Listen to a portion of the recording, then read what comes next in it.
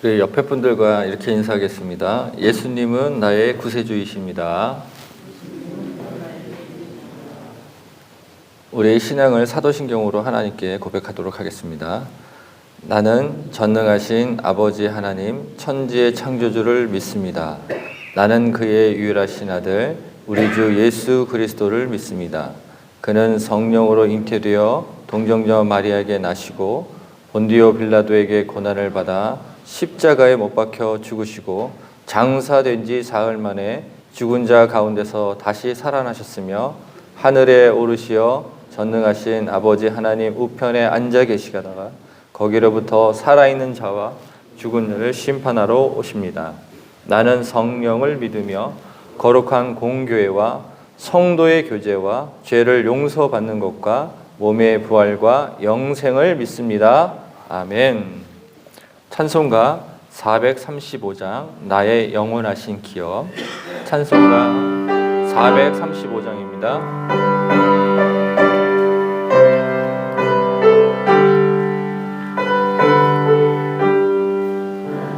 나의 영원하신 기업 생명보다 귀하다. 나의 갈 길 다가도록 나와 동행하소서. 주께로 가까이 주께로 가오니 나의 갈 길 다가도록 나와 동행하소서. 세상 복이 아니람과 모든 명예 버리고 험한 길을 가는 동안 나와 동행하소서. 주께로 가까이 주께로 가오니 나의 갈 길 다가도록 나와 동행하소서. 어두운 골짝 지나가며 험한 바다 건너서 천국 문에 이르도록 나와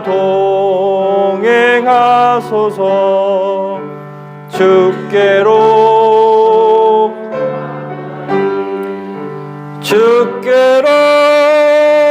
가오니 나의 갈 길 다가도록 나와 동행하소서. 주께로 가오니 나의 갈 길 다가도록 나와 동행하소서.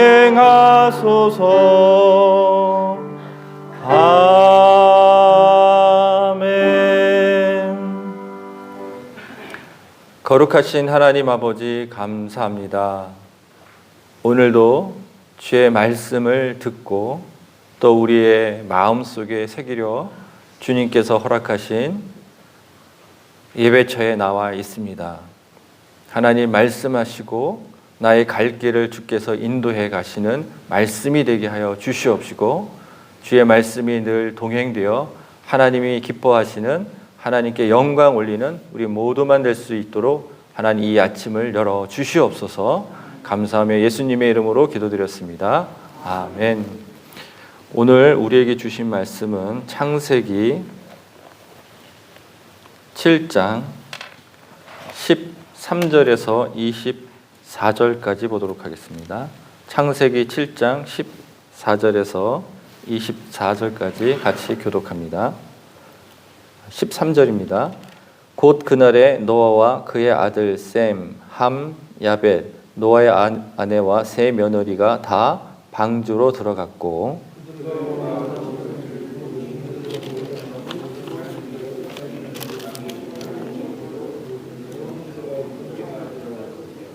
무릇 생명의 기운이 있는 육체가 둘씩 노아에게 나와 방주로 들어갔으니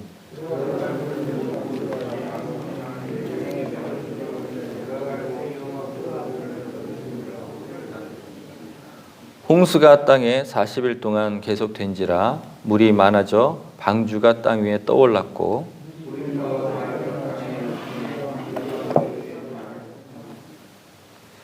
물이 땅에 더욱 넘침에 천하의 높은 산이 다 잠겼더니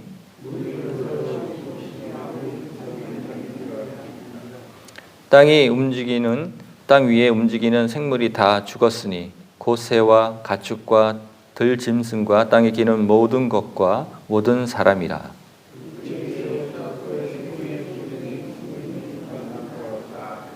같이 읽겠습니다.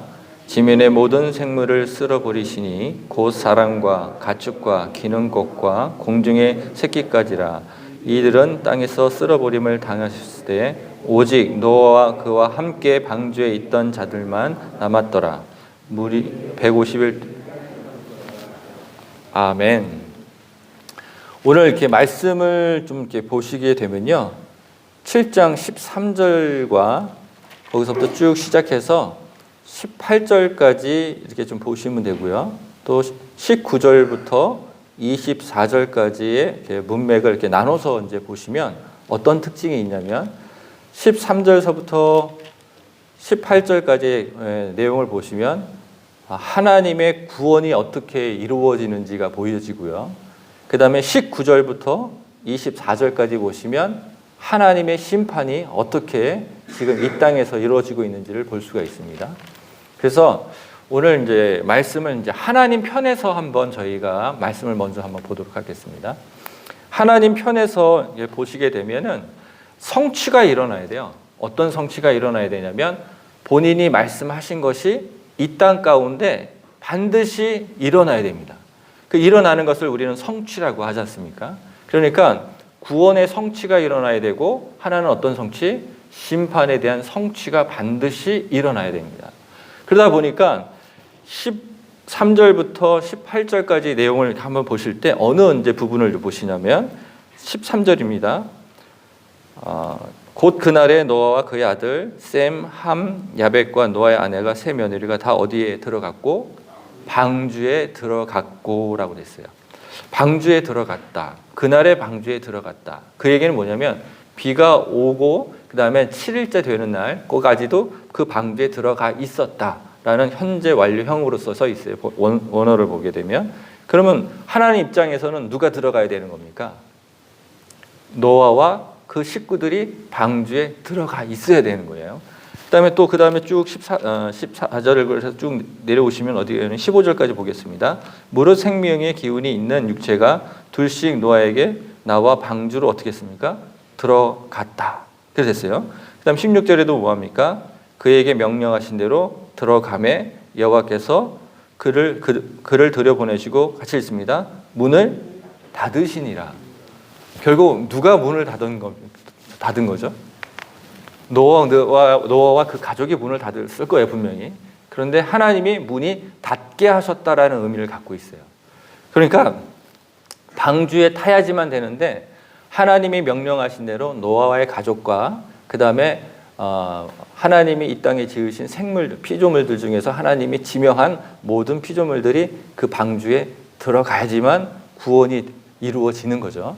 자, 그런데 여기선 저희들에게 이제 눈에 띄는 단어가 있는데 뭐가 눈에 띄냐면 노아의 입장에서 이제 볼게요. 뭐냐면 노아는 방주를 지어야 돼요. 첫 번째 문제는. 두 번째 문제는 어떤 거냐면 동물들이 다 한 싹, 암수 한 싹씩 해서 그 쌍들이 각기 종류대로 방주로 들어가야 됩니다. 그럼 노아에게 이제 문제가 생길 수 있습니다. 어떤 문제가 생겼으면 하나님 방주를 어떻게 짓습니까? 또 한 가지는 뭐냐면 이 많은 생물 중에서 어떤 것이 흠이 없는 거고 어떤 것이 흠 없는 것인지 그 기준을 어떻게 해서 이 모든 것들을 방주에 태워야 됩니까? 이 두 가지 문제가 생겨요. 그런데 저도 이제 제주에 와서 이제 어떤 마음을 가지고 창고를 짓기 시작했냐면 이 땅 제주 땅에 있는 청소년들이 마음껏 와가지고 말씀을 배우고 그들이 여기서 잘 먹고 그리고 잘 훈련을 받아서 각자의 은사대로 세상에 나가서 빛과 소금의 역할을 할 수 있도록 하는 그러한 창고부터 짓기 시작해서 센터를 지어가야 되겠다. 이제 이런 마음을 가지고 제주를 왔어요. 제주를 왔는데 제주 땅에 딱 왔는데요. 처음에 저에게 허락된 땅이요. 돌산이었습니다. 무슨 산? 돌산. 돌산을 딱 보는 순간 가슴이 먹먹했어요. 저 산에다가 무엇을 지을 거며 저 산에다가 어떻게 할 것인가 라는 생각이 들었어요. 그런데 하나님께 그런 기도를 했습니다. 하나님, 저는 집을 한 번도 지어본 적이 없습니다.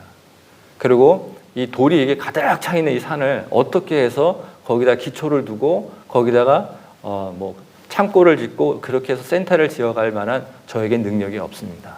이런 마음을 가지고 하나님께 기도했습니다. 이게 기도했는데요. 너무 재미난 일이 생겨요.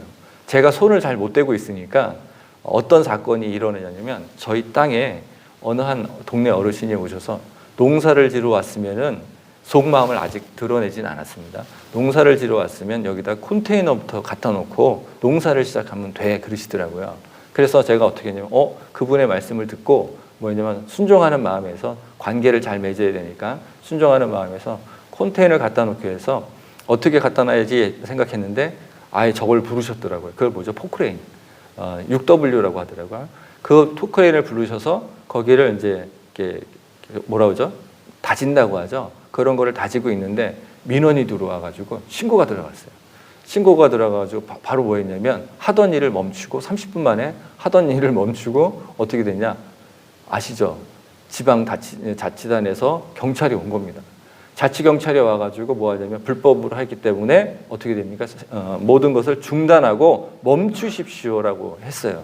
그랬는데 저는 경찰이 그렇게 오는 걸 처음 경험해 보거든요. 처음 경험하다 보니까 제가 어떻게 됐을까요? 요즘 말로 순간 쫄았습니다. 두려움도 생기고 되게 힘든 일이 마음에 쾅 생긴 거예요.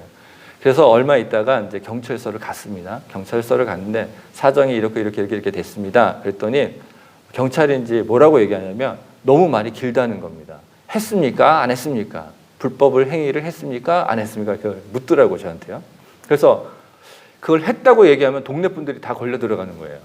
왜냐하면 그분들에 의해서 처음에 생각을 얻었고 그분들에 의해서 포크레인이 왔고 그분들이 하는 김에 제 거를 했잖아요. 그래서 보니까 결국은 뭐냐면 그분들이 다 문제가 생기겠더라고요. 그래서 제가 이렇게 얘기했습니다. 저는 더 이상 할 말이 없습니다. 그랬더니 경찰이 저한테 그렇게 얘기하다가 제가 목사라는 이야기를 하게 됐어요. 그랬더니 경찰에서 이거 신문 하시던 분이 이렇게 이거 방송 나가는데 그분한테 해가 되지 않기를 바랍니다. 했는데 저한테 잠깐 오시죠. 그랬더니 따라갔어요. 조그만 방에 따라갔더니 목사님 걸 처음부터 얘기하시죠. 왜 이게 얘기가 이렇게 신문이 길어지게 만드십니까? 질의응답이 길어지게 만드십니까? 그러시더라고요. 왜요? 그랬더니 저도 성도입니다. 이제 이 얘기를 하시는 거예요. 그러면서 뭐라고 하냐면 한 행위에 대해서만 했다 안 했다만 이야기하세요. 그러면 제가 여기 안에서 이제 뭐라 그러죠? 불법은 아니지만 합법적인 그런 질의응답을 통해서 선처가 될 수 있도록 저희가 최선의 노력을 하겠습니다. 그래서 자, 불법 행위를 했습니까? 동네 분이 이렇게 다 필요 없어요. 예, 했습니다. 자, 6W 그 기사는 누가 불렀습니까? 부른 사람 모르지만 왔습니다. 이제 이런 식으로 다 고백을 했습니다. 고백을 해서 모든 것이 끝났어요. 끝났는데 벌금은 내야 됩니다. 제가 그걸 몰랐기 때문에 벌금을 내는데 그 일로 제 마음이 어떤 마음이 들었냐면 하나님 한 번도 땅에 집을 지어본 적도 없고 땅을 읽어본 적도 없는데 하나님 시작하자마자 이런 안 좋은 일이 생겼습니다. 이 일을 어떻게 해야 하면 좋겠습니까? 이제 기도를 하기 시작해요. 막 기도를 하는데 하나님 마음에 기도를 하다 보니까 이 마음이 평안해지는 거예요. 그래서 어떻게 해야 할까라고 해서 이제 전화를 해서 다시 경찰서에다 전화를 했는데 경찰서에서 이렇게 얘기하는 거예요. 그걸 복원하는 방법이 여러 가지가 있는데 그 복원 방법을 가지고 한번 이렇게 찾아가 보세요라고 하더라고요. 그래서 이야기해 준 대로 찾아다녔는데 너무 놀라운 일이 생겼습니다. 제가 건드리는 곳이 땅이 이만하면 요만큼 건드려 놨는데 그거를 복원하기보다는 창고를 공식적으로 합법적으로 지을 수 있는 방법이 있으니 그렇게 하라고 해서 어느 이제 기관에서 이야기를 해주더라고요. 그 일로 시작을 해서 저희 이제 거기에 다녀오신 분들은 아시겠지만은 지금 되게 멋있게 잘 져졌습니다. 근데 그 하나하나 과정을 이끌어 가신 하나님의 드라마틱한 에피소드들이 하나하나 있어요. 설교 때마다 제가 그거를 말씀을 드릴게요. 근데 오늘 말씀드리고 싶은 건 뭐냐면 내가 무엇을 해야 할지, 하지만 분명한 거는 거기다가 센터를 절하라는 하나님의 마음을 주셨잖아요. 그 마음을 가지고 할 때 기초를 다지는 일부터 무슨 일이 있었긴 했지만 하나님이 하나씩 인도해 가는 거예요. 바다 공고리를 다 치면 하나님 그 다음은 이제 기둥을 세워야 되지 않습니까? 기도하면 또 업자를 만나게 하세요. 기둥을 다 세우고 그 다음에 이거 만들었잖아요. 만들고 나면 뭐냐면 이제 안에 인테리어를 해야 되잖아요. 인테리어를 해야 되니까 그 인테리어를 하는 부분에 또 기도하면 또 좋은 인테리어 업자를 또 만나게 하는 거예요. 그렇게 해서 직접 사람을 고용하고 그렇게 해서 지금 센터를 잘 이렇게 전놨습니다. 잘 전놨는데 그때 제 맨 마지막으로 제가 고백한 건 뭐냐면 이 모든 것이 다 하나님의 은혜요. 이 모든 것이 다 하나님이 이루셨다라고 제가 믿음을 고백하더라고요. 자, 오늘 본문에서 어떤 일이 있냐면 한 번도 방주를 접은 적이 없어요.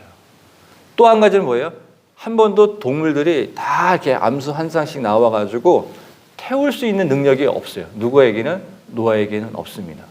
그런데 하나님께 분명히 노아는 기도했을 겁니다. 하나님 이 방주를 어떻게 해줘야 됩니까? 그때는 설계도가 나와요. 설계도가 나온다고 방주를 짓는다? 생각을 해보세요. 이 방주의 크기가 길이가 300규빗이고 높이가 30규빗이고 넓이가 50규빗이에요.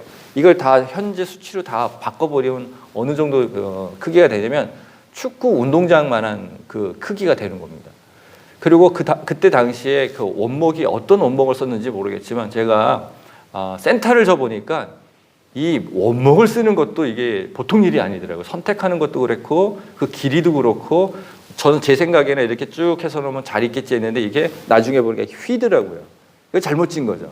그래서 뜯었다가 다시 기도하면서 했는데 이렇게 거기를 철로 이렇게 했는데 당시는 처리가 없었어요. 그렇죠? 그렇게 긴 철이 없잖아요.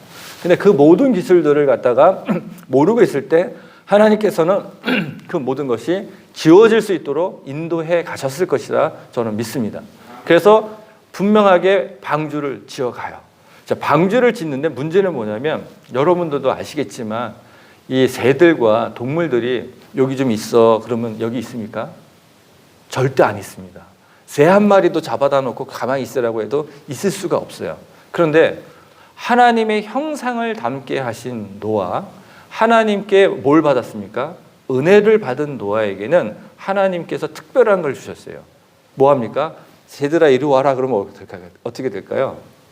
새들이 온다는 거예요. 동물들아 이리 와라 그러면 온다는 거예요. 그렇죠?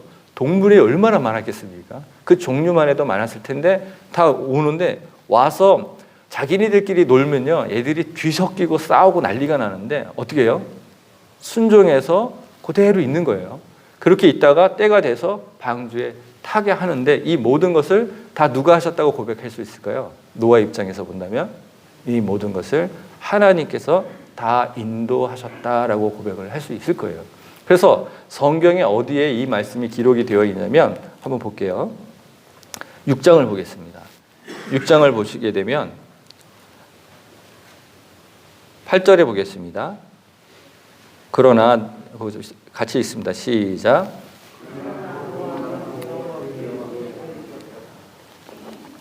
노아가 누구에게 은혜를 입었다고요? 여호와 하나님으로부터 은혜를 입었다라는 거예요.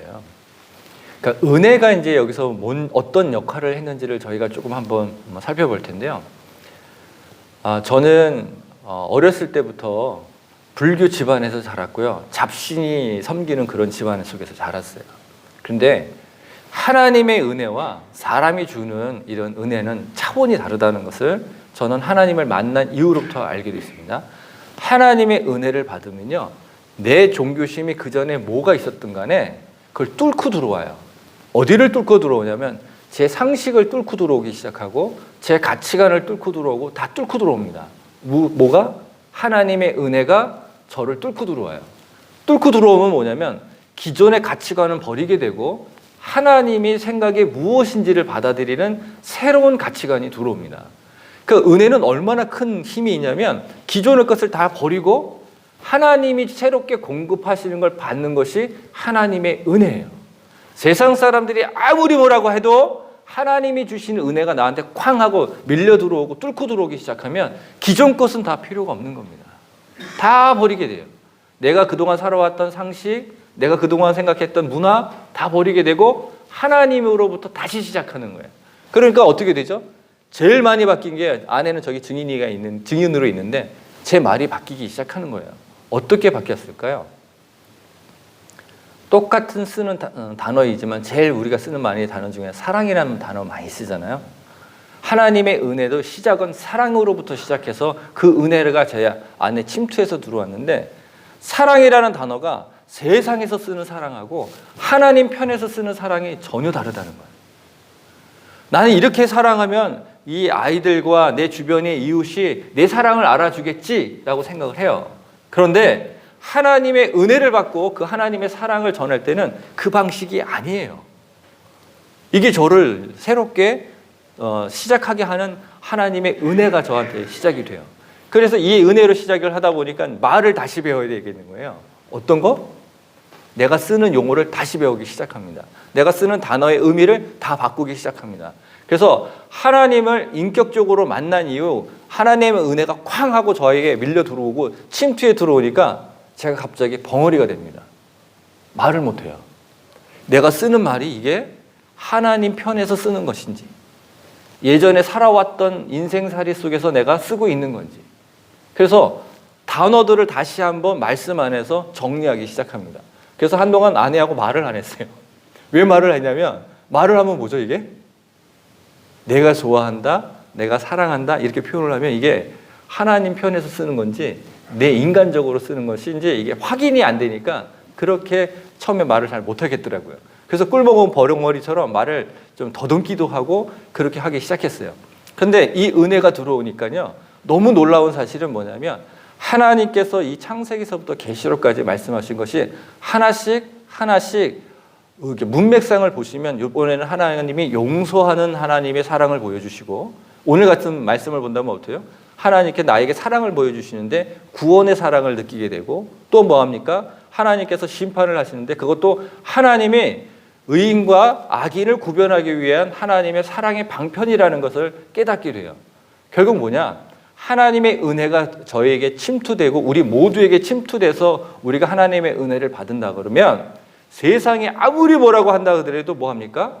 나는 즐거이 뭘 줄 수 있을까요? 방주를 줄 수 있는 겁니다. 아무리 세상에 악한 일로 해서 저를 비난한다 하더라도 하나님의 은혜가 내 안에 들어오면 어떻게 돼요? 그 비난의 소리는 다 안 들립니다. 참 신기하죠? 하나님의 은혜가 없으면 어떻게 되는 거죠?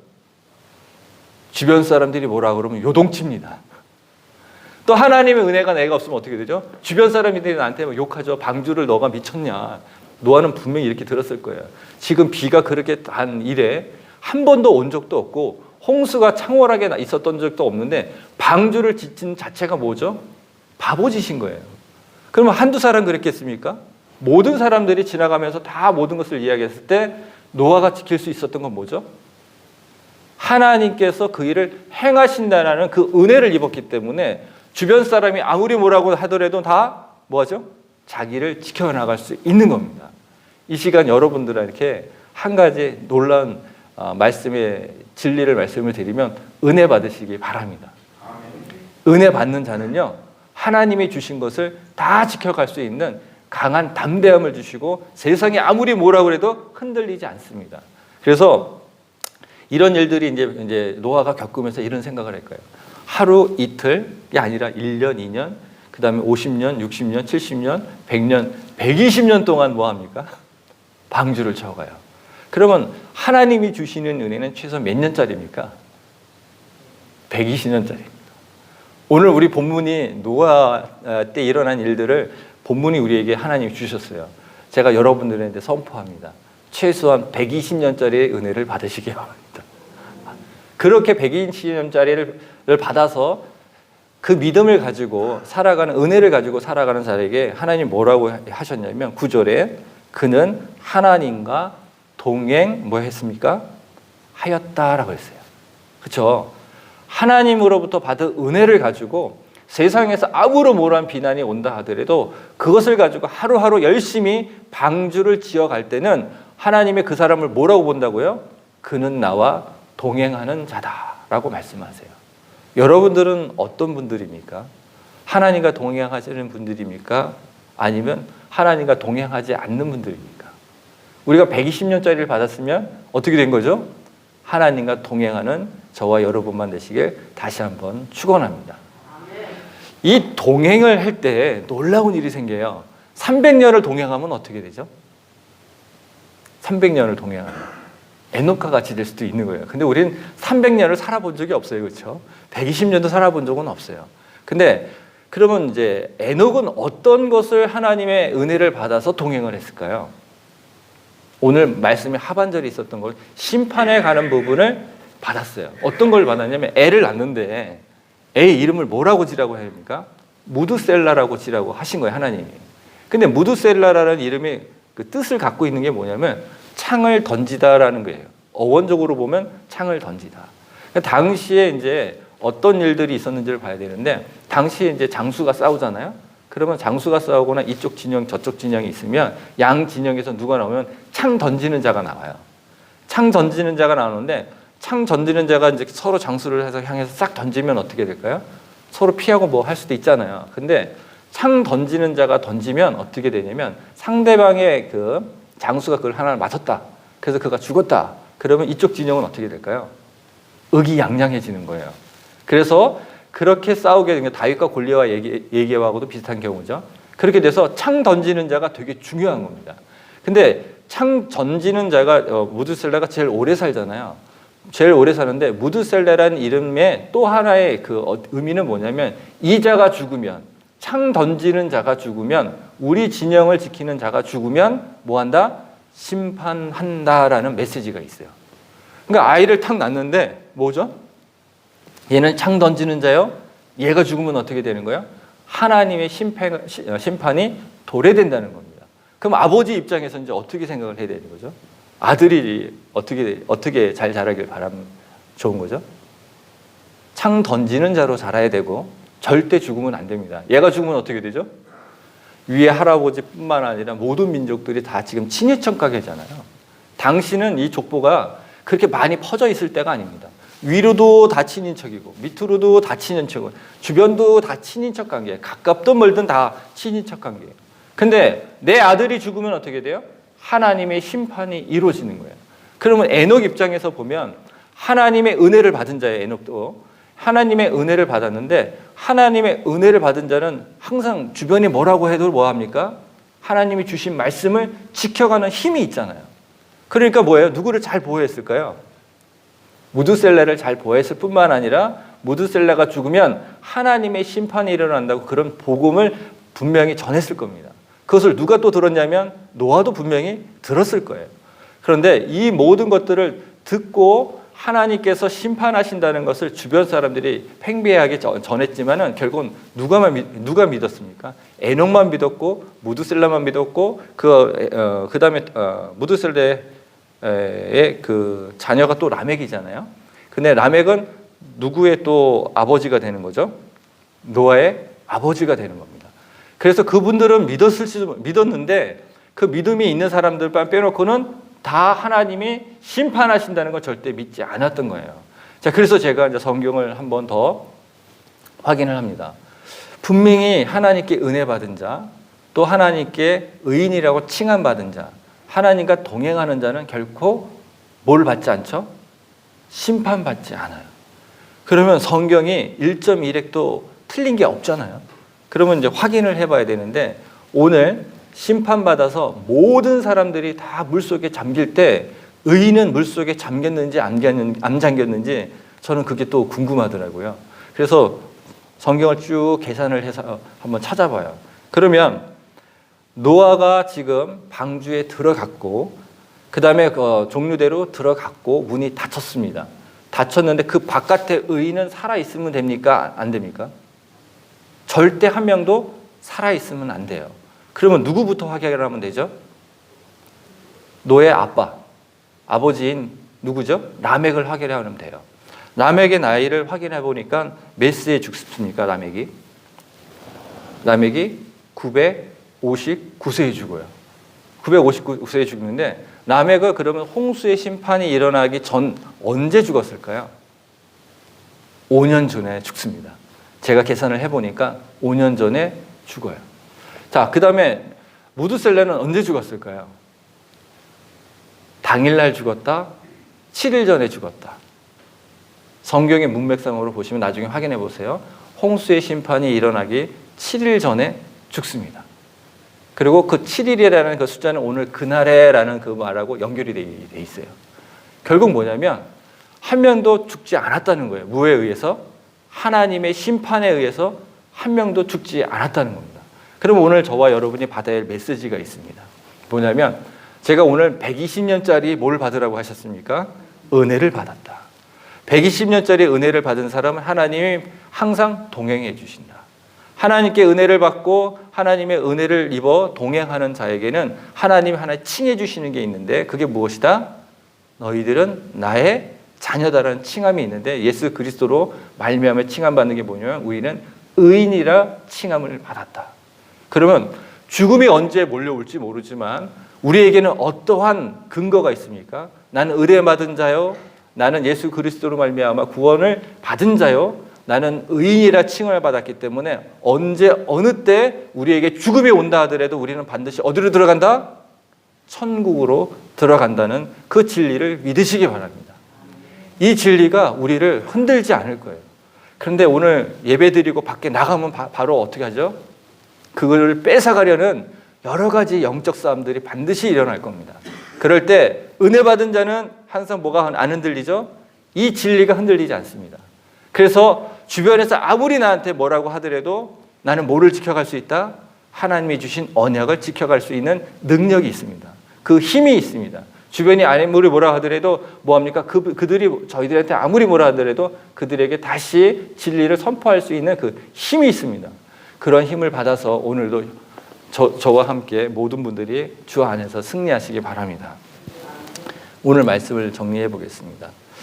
오늘 말씀은 두 가지 문단으로 나눠졌어요. 첫 번째 문단으로 나눠진 건 뭐냐면 들어가더라, 들어가게 하시더라 해서 다 구원의 방주로 들어가게 하셨습니다. 그 다음에 하반절에는 뭐가 되어 있습니까? 하나님께서 홍수가 나게 하셔서 다 심판하시더라 이렇게 되어 있습니다. 그런데 저와 여러분이 꼭 기억할 게 하나 있습니다. 구원받은 자에게는 꼭 보이는 게 있어요. 어떤 사람이 보이냐면 구원받지 못한 사람들이 보입니다. 분명히 오늘 이제 여기서 나가시면 구원받지 못하는 분들이 보이실 겁니다. 그럴 때마다 우리와 저와 여러분은 기도하시면서 저들도 하나님 구원해 주시옵소서.